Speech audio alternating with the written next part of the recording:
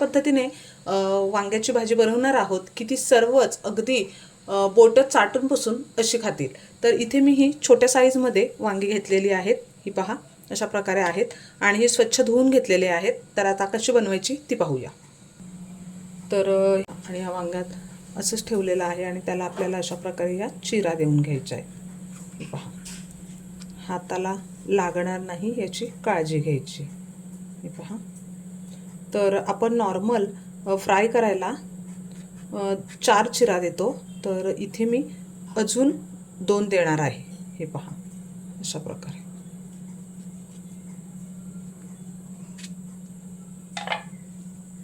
तर हे पहा अशा प्रकारे चिरा देऊन घेतलेले आहेत. अगदी खूप छान आणि चविष्ट अशी ही भाजी होते.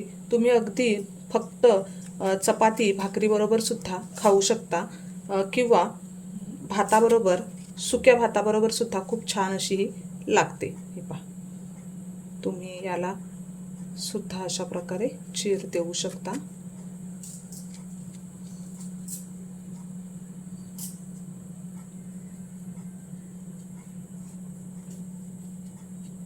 सुरी हाताला लागणार नाही याची काळजी घ्या. आणि हा कट दिल्यावर अगदी वांग जर आतमध्ये खराब असेल तर ते सुद्धा आपल्याला कळतं. हे पहा अशा प्रकारे करून घेतलेले आहेत. इथे मी कमी केलेले आहेत, इथे अशा प्रकारे करून घेतले आहेत. बाकी सर्व असेच करूया.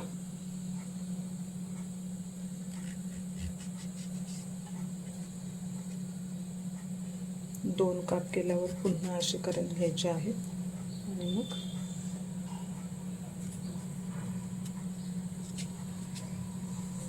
वांगे छोटे घेतले की शिजतात सुद्धा पटकन आणि कोवळे असतात, त्यामुळं भाजी सुद्धा पटकन होते. खूप जास्तचा वेळ लागत नाही.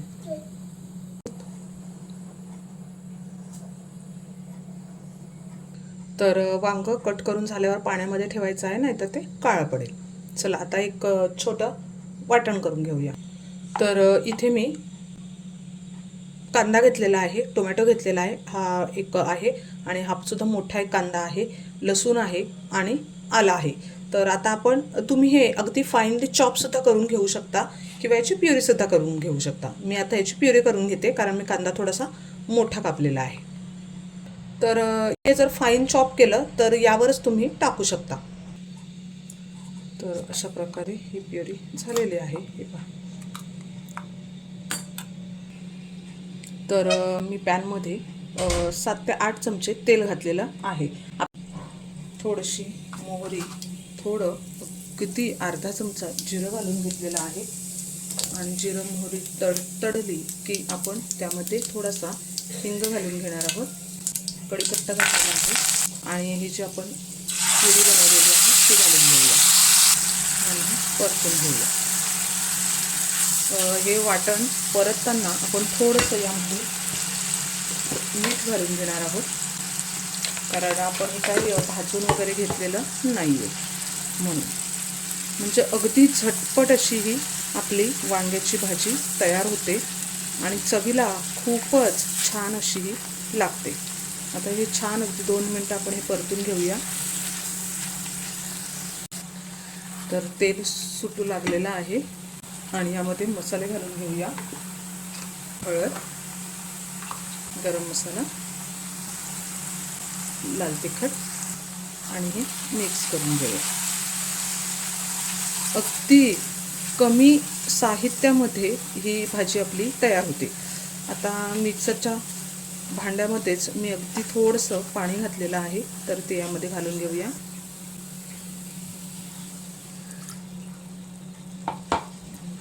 मिक्स करूया.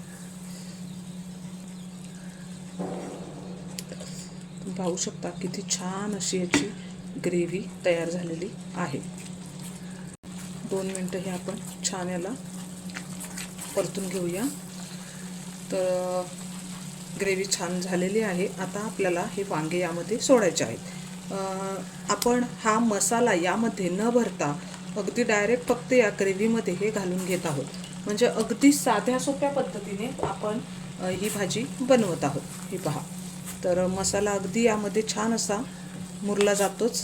हे पहा, आणि ह्याच्या ग्रेव्हीमध्येच ही भाजी अगदी छान अशी होते.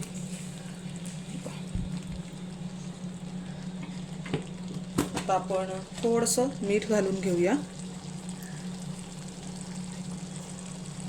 कारण आपण अगदी थोडंच मीठ घातलेलं होतं. हे मिक्स करूया.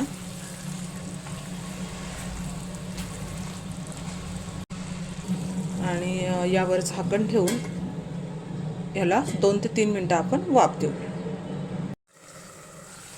तर हे पहा, छान अशी आपली ही वांग्याची भाजी तयार झालेली आहे. आणि तुम्ही पाहू शकता खूप सुंदर अशी ही होते.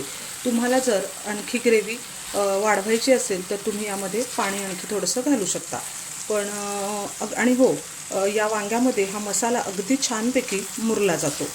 त्यामुळं वेगळं आपल्याला जेव्हा आपण भरीत करतो तर त्या प्रकारे सुद्धा करायची गरज नाही आहे. तर हे पहा, अगदी 3 ते 4 मिनटामध्ये ही छान अशी आपली ही भाजी वाफेमध्येच शिजून जाते. चला तर सर्विंग बाउलमध्ये काढून घेऊया.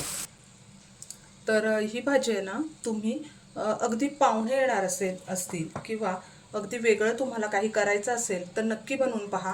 आणि खूप मसालेसुद्धा लागत नाही, अगदी झटपट अशी ही होते.